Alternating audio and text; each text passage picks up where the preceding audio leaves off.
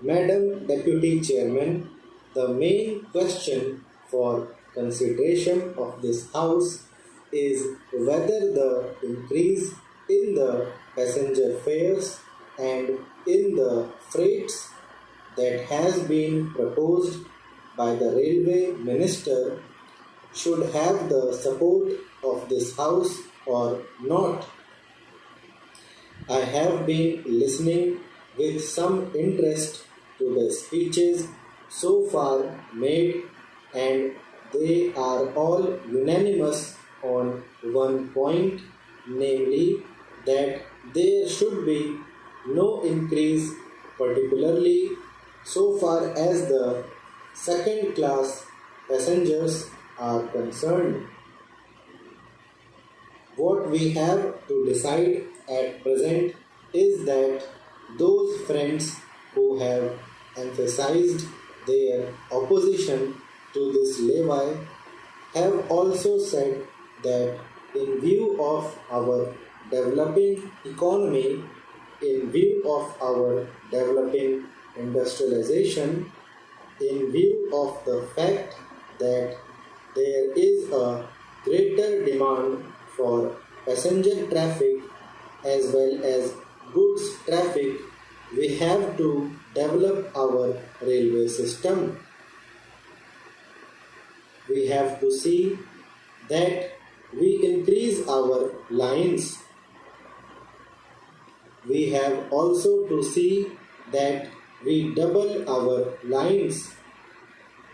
We have also to see that the production of the locomotives, wagons, and coaches is increased with greater rapidity, otherwise, we will not be able to meet the demand of the developing economy.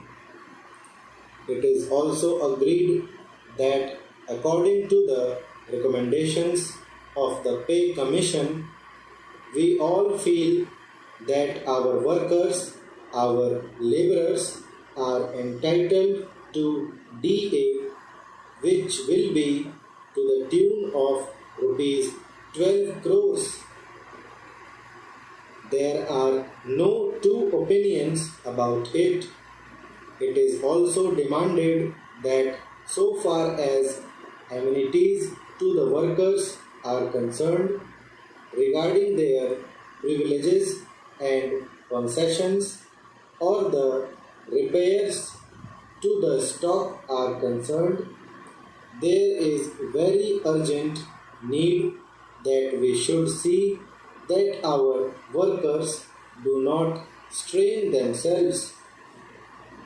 An engine driver should not be asked to do work for more than 12 hours. Similarly, others in the railways should also have further concessions so far as leisure, rest, and leave are concerned. It is also agreed and it has been emphatically stressed on all hands that the second class passengers are not getting amenities which they should get. The greater portion of the income comes from the second class passengers, and the position is that they are not getting their dues by way of rest and comfort which are necessary for them. I appreciate that effort is being made that so far as sleeping accommodation and provision of fans to the second class passengers are concerned, something is being done.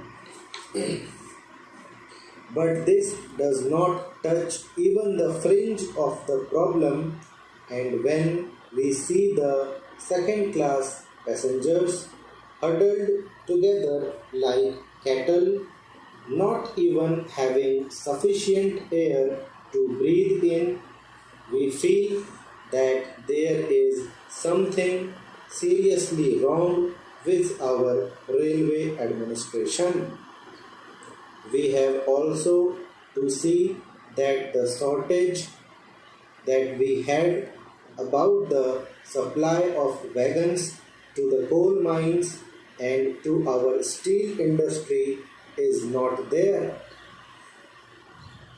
Madam, it is a strange chain of events that the minister who was in charge of steel and who gave statements in a way implying that the railways are not doing their part well is now saddled with that responsibility, and I am sure that he must feel double responsibility because he knows how the industry has suffered or was likely to suffer. As the Minister of Steel, he charged the Railway Ministry of not doing things which should have been done. So now these are the problems that we have to meet, and the question arises how to meet them. I quite understand that there could be some economy affected in administration. I could also understand that by tightening the administration and seeing that there is not much of ticketless travel, we could improve the position. I could also understand that by taking effective measures regarding the new responsibility which Parliament has placed on the shoulders of the Railway Department, namely the liability of a common carrier for goods, for which they have provided rupees 2 crores, and by having all these things in mind, there could be some reduction in expenditure.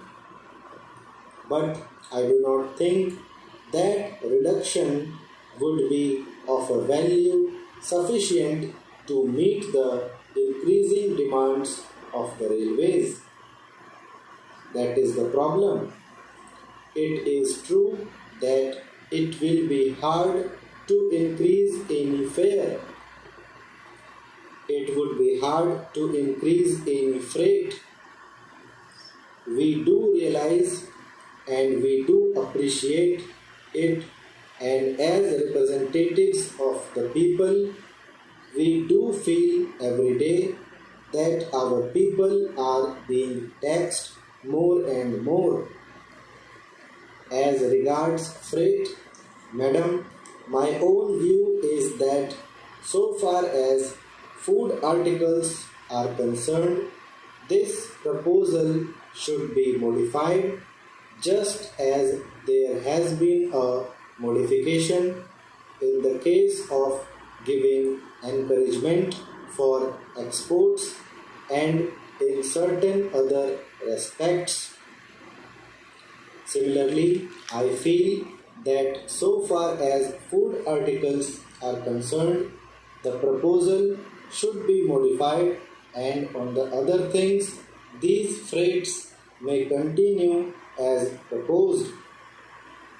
In this way, the danger that has been pointed out by honorable members and to a certain extent correctly, that if the prices of food articles go up, that would create difficulty would be avoided.